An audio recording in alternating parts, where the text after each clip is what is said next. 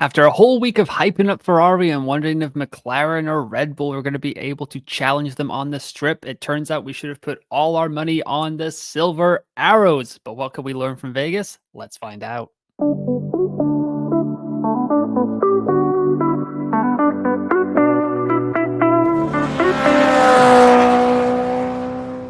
What is up, everyone? Welcome to another episode of F1 Fantasy Pole Position. It is Monday, November 25th. My name is Ewan. On today's episode, we are going to do a quick in and out of the Las Vegas Grand Prix. Pretty exciting race on Saturday night, Sunday morning, Sunday afternoon, wherever you are in the world. Some slightly big swings. If you took a chance on Mercedes, you did phenomenally well. If you played it safe, like myself, it was okay. And we're going to get into that kind of just what happened this weekend in F1 Fantasy, where there were so many opportunities for us to take advantage, take a big swing, and a lot of us kind of backed out of it. And yeah, so we're going to take a look at that. We're going to take a look at Oscar Piastri. Is he kind of hitting the sophomore slump? And then just kind of a general overview of the Las Vegas Grand Prix. While we're here, I will post the link in the description below, but do not forget that F1 fan survey that you can get into. FanApp, the Fantasy Formula, in partnership with F1, are going to kind of put together this survey for all the fans to express their thoughts, their hopes, their dreams, what they love, what they don't love so much about the F1 fantasy game, and hopefully take it into the 2025 season. So definitely don't forget to click that link in the description below and take a look at their fan survey. But let's get into it here. Las Vegas Grand Prix headlines. Verstappen claims his fourth driver's title in a row. That's kind of been going under the radar because it was a pretty epic Sunday in general. Silverados show up. Mercedes looked phenomenal all weekend. Free practice 1, free practice 2, free practice 3. Russell qualified first. Hamilton probably should have qualified second. And they finished 1-2. So great job by the Silverados there. Ferrari failed to show up, and they failed to live up to the hype, which when Mercedes were just looking as good as they were the second best car on track, which is not a bad result, but considering how much of a favorite Ferrari seemed to be coming into this weekend, it was a little bit of a bummer there. Miserable weekend for McLaren, which it was, just nowhere to be found, no pace at all. It was a little concerning heading into Qatar, where they should be really good, and we're going to get into that in the race preview episode later this week. But in general, it was just a little bit falling flat, and especially after Lando DNF'd in 2023 and Oscar got 9th or 10th in 2023. I'm wondering if this is starting to become a little bit of a bogey track for McLaren. So maybe that's something to watch in the 2025 season. Haas back on track. Magnussen was back in the car after Brazil. Fantastic drive by him and Hulkenberg. Hulkenberg getting Haas back in the points, and I think they're back up to 6th in the constructor standing now. Albon's abysmal season continues. Another DNF for Alexander Albon. Just miserable. No FP2 for him. Fuel system error. Looked pretty good in qualifying. And then, yeah, just on Sunday was not going well. And then Charles versus Carlos. This kind of happened after the race. There was a little bit of bickering. I did a deep dive, and I spiraled into Ferrari Twitter, where it's a dark place down there, guys. Make sure that you have like a rope attached to you so you can get out of there safely and quickly, because Charles Leclerc and Carlos Sainz fans do not like each other, is what I found out last night on Twitter. So there was just like a little bit of bickering about the Ferrari strategy, whether Carlos should have let Charles through because he's in a fight for P2 with Lando Norris in the Drivers' Championship. And just, I wonder if we're going to hear anything more about that, if that could affect Carlos's kind of chances of a good F1 fantasy weekend for the final 2 races of the season. So kind of watch this space. We'll see if there anything else comes out on Monday or Tuesday about what went down in Las Vegas between the red cars from Italy. Las Vegas Grand Prix facts and stats. Hamilton leads the way with 46. Probably should have been 56 if not for Lando Norris's fastest lap attempt at the end there, where frankly his the F1 fantasy managers who went with Lando Norris got bailed out a bit there. Trying not to sound too bitter about it since I went triple Ferrari, but Yeah, Lando's had some fastest laps stolen from him this year, so it probably balances itself all out. No worries there. Carlos Sainz coming in third, 31 points. Positions gained: Hamilton with 8, Colapinto 6, Perez and Alonso 5. While Perez, when you compare him to Verstappen, had a pretty awful weekend by his recent standards, Checo Perez had a pretty good weekend. Still not an option in F1 Fantasy unless I don't see that Red Bull going anywhere in Qatar or Abu Dhabi. So, yeah, still not great for Checo Perez. Overtakes Perez and Piastri here with 12, Hulkenberg 10, Hamilton and Leclerc with 9. And then fastest pit stop, Red Bull, McLaren, and Ferrari. That's the first time those three have been occupying the top 3 spots since the Miami Grand Prix. And it's been a minute since Red Bull even found itself with the fastest pit stop. First time since Silverstone. So, yeah, the 3 best constructors on the track haven't really been getting it done in the fastest pit stop points all that often, but it's been a little bit of mixed results so far in 2024 F1 Fantasy in that category. Driver of the day went to Lewis Hamilton.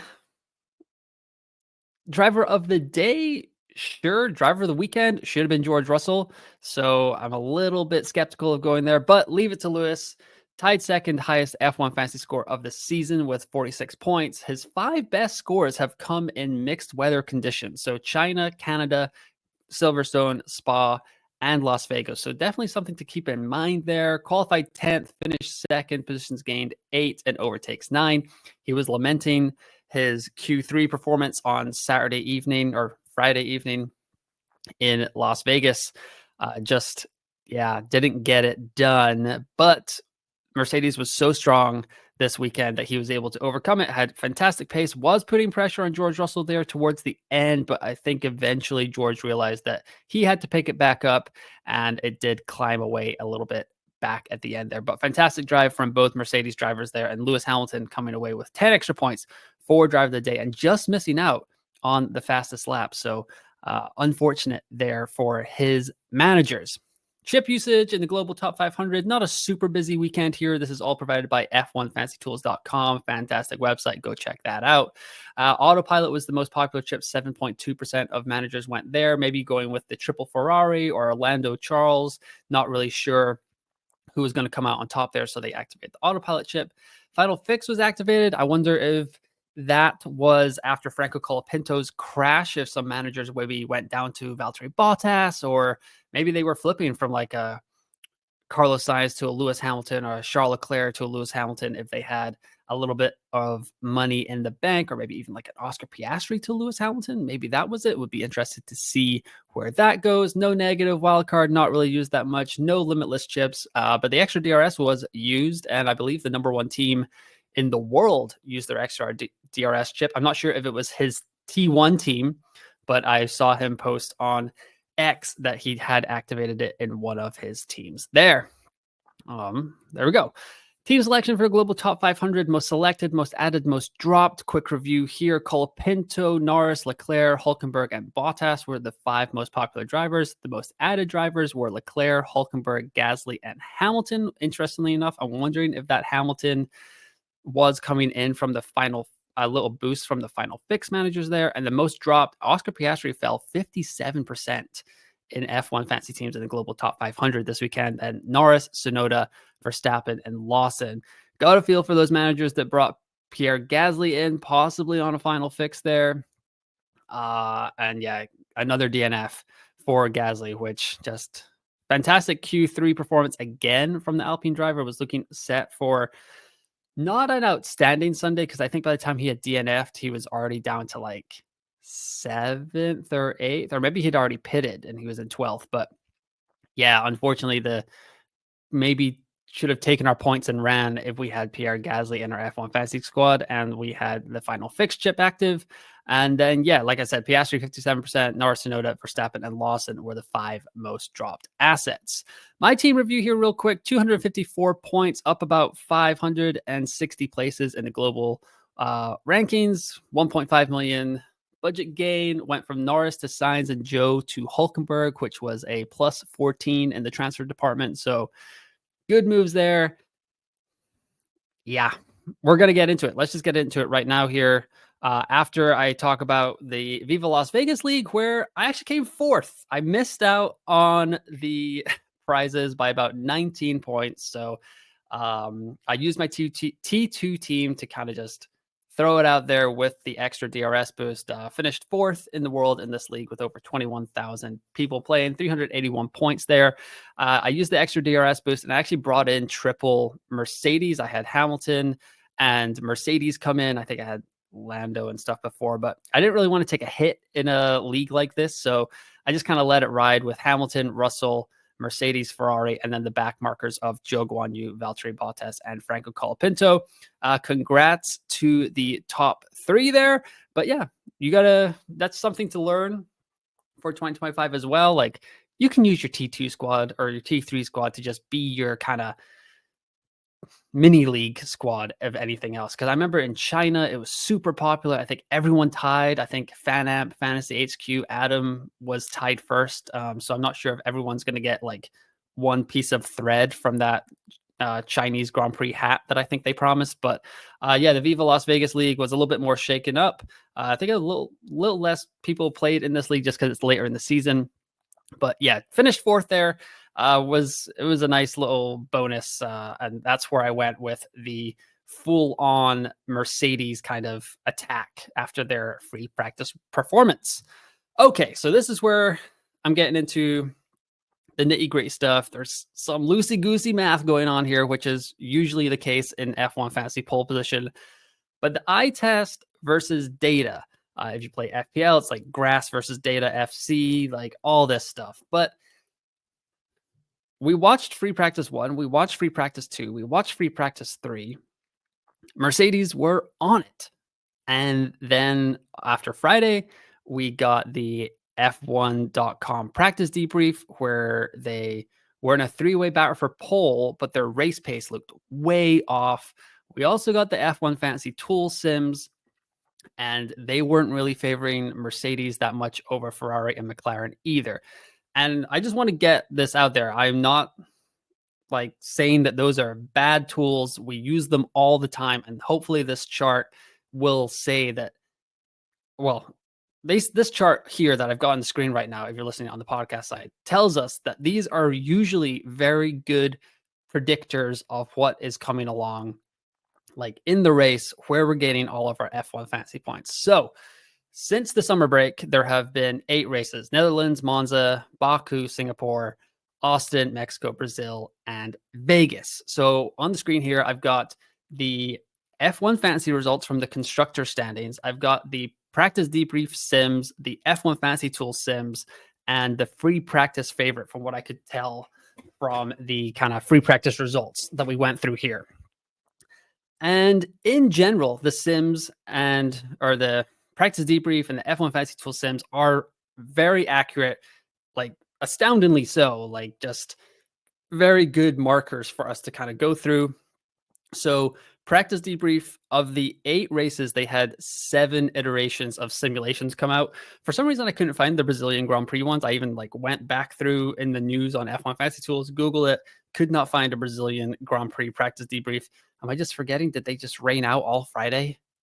Maybe that's what happened. So overall, in the 21 iterations of sims, so like F1 fantasy results, I just took the top 3 and then looked at practice debrief, what was their top 3 they were predicted, F1 fantasy tools, what their top 3 was predicted as well. So of the 7 races and the 21 positions that the practice debrief could have had, 14 of the 21 teams were selected correctly. And 7 of the 21 teams were correctly selected in the right order. For F1 Fantasy Tools, out of the 24 teams, 8 races times 3 teams, 18 of the 24 teams were correctly predicted in the top 3, and 9 of the 24 were predicted in the correct order. There have been some sprint races in this kind of part of the calendar, so there's been less data to go on. That's where practice debrief and the sims have slightly struggled. But this was a weekend where there was a lot of chatter on Friday before the sims came out. Like Mercedes look on it, like flying, cool conditions. They've thrived in the cool conditions.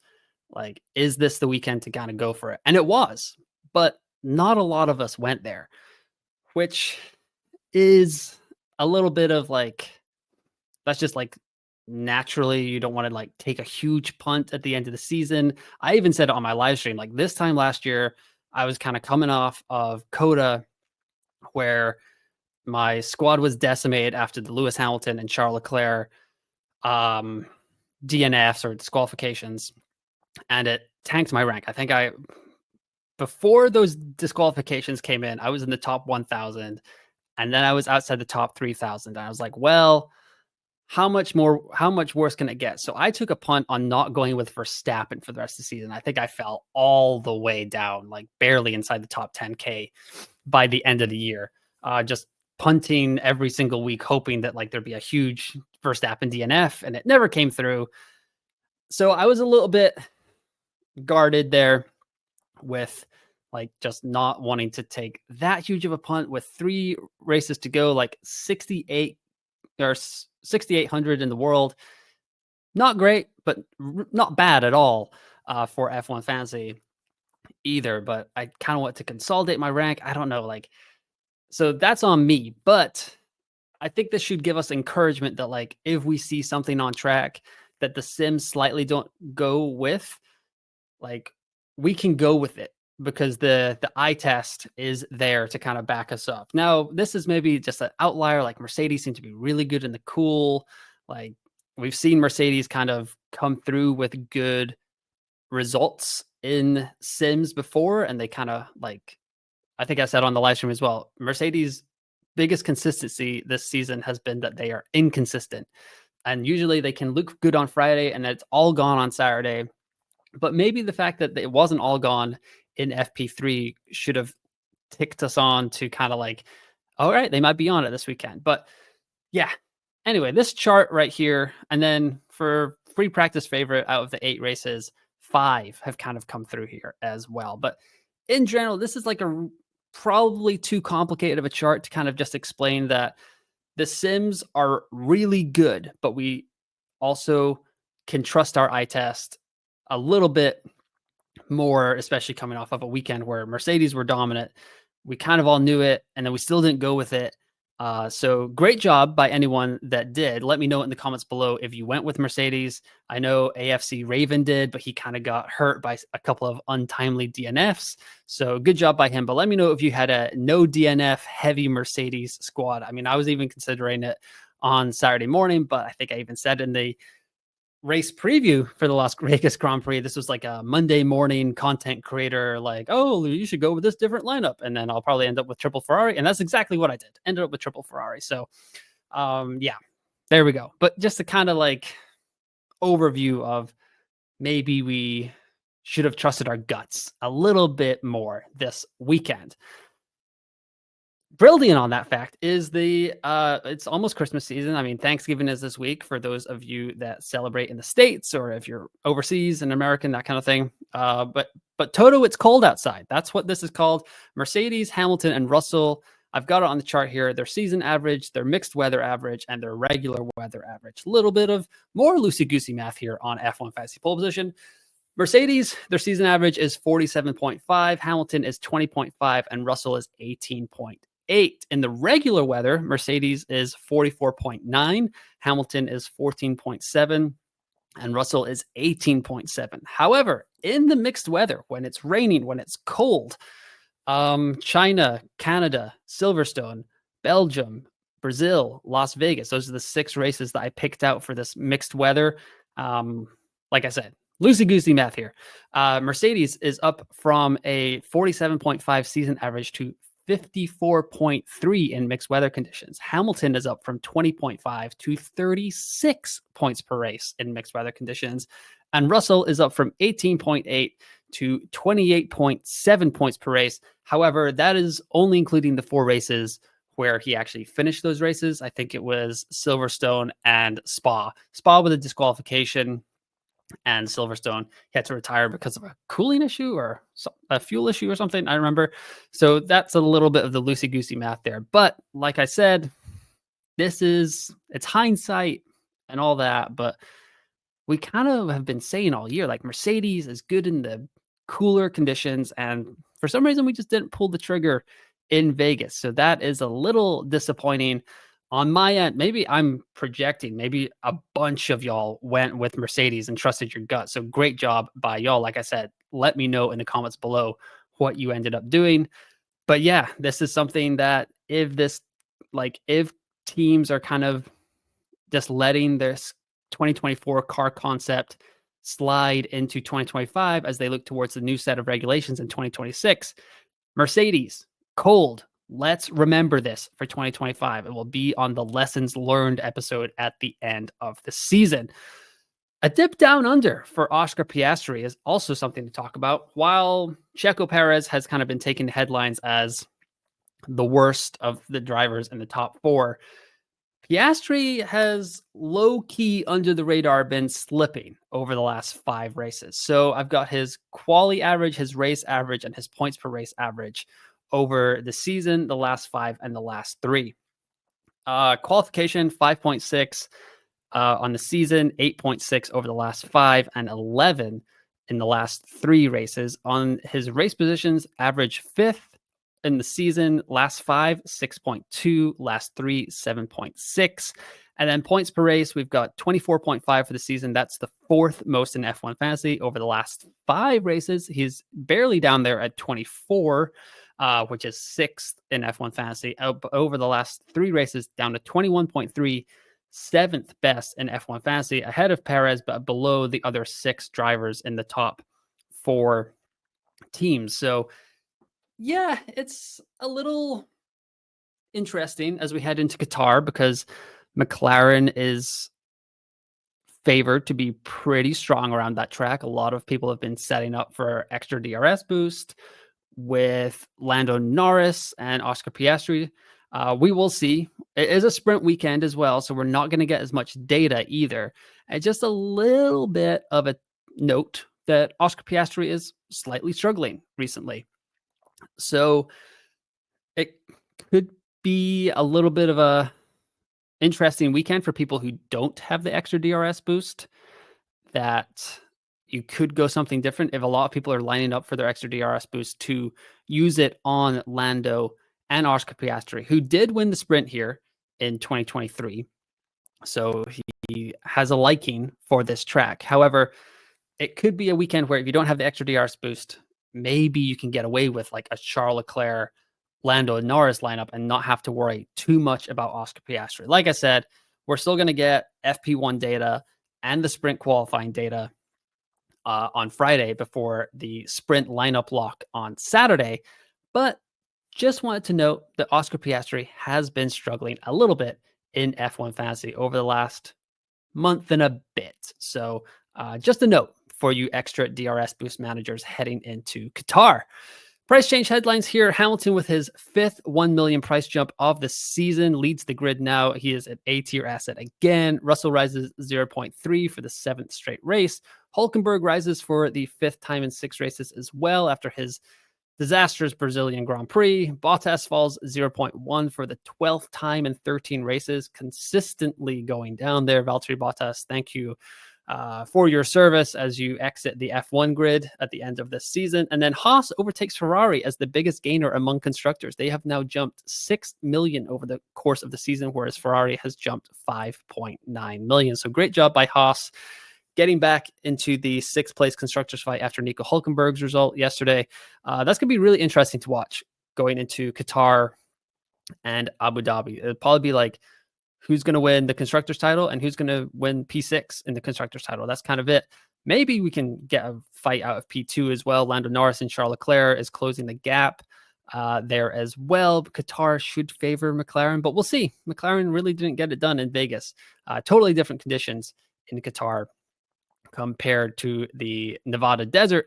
But yeah, Charles Leclerc making it close there. But yeah, price change headlines. Nothing like super drastic going on. I mean, Albon keeps falling because of all his DNFs, but yeah, this is kind of where my head was at there. F1 Fantasy pole position league updates here. Leapers 1, lead in the world and lead in the league here. Rock Place also in the top 5 in the world. So great job by Leapers 1 and Rock Place representing the F1 Fantasy Pole Position League brilliantly in the global standings. Ricard Don't is third, Kevin Raceday is fourth, and Laffin in the Haas lane has jumped into fifth. So great job by y'all over the course of the season. As for the Las Vegas top five, Avenger, F1, LFG, came up top 345. Adrian Newey, Ate My Son 340. AG Hesketh Racing, Il Predestinato CL16, and Carlando F1 all came in third with 338 points. Adrian Newey, Ate My Son was actually the only team to not use their Limitless chip. They used the extra DRS chip, and they finished second in this week's race. Upcoming races here, Qatar this weekend and Abu Dhabi next weekend, and that's it. Only 2 races left in the F1 fantasy season. So there'll be a preview episode on Wednesday, and then I don't think there's going to be a live stream this week, but on Friday night or Saturday morning, I will record a kind of like post sprint qualifying thoughts video and get it up on the YouTube channel, which you should like this video and subscribe to the YouTube channel. That way you don't miss anything coming out of F1 Fantasy Pole Position as we head down the final 2 races of the F1 Fantasy season. I didn't mention already, but you can follow me on all social media platforms at F1 Fantasy Ewan, Blue Sky, Twitter, Instagram, TikTok, all over the place now at F1 Fantasy Ewan, a slightly more consistent handle on my end. And yeah, like and subscribe, all that fun stuff. I'll be back with a race preview episode later in the week, probably Wednesday, maybe Thursday, and then another post sprint qualifying analysis episode Saturday morning before, so you guys can watch it before then. But once again, thanks for listening, thanks for watching, and I will talk to you next time.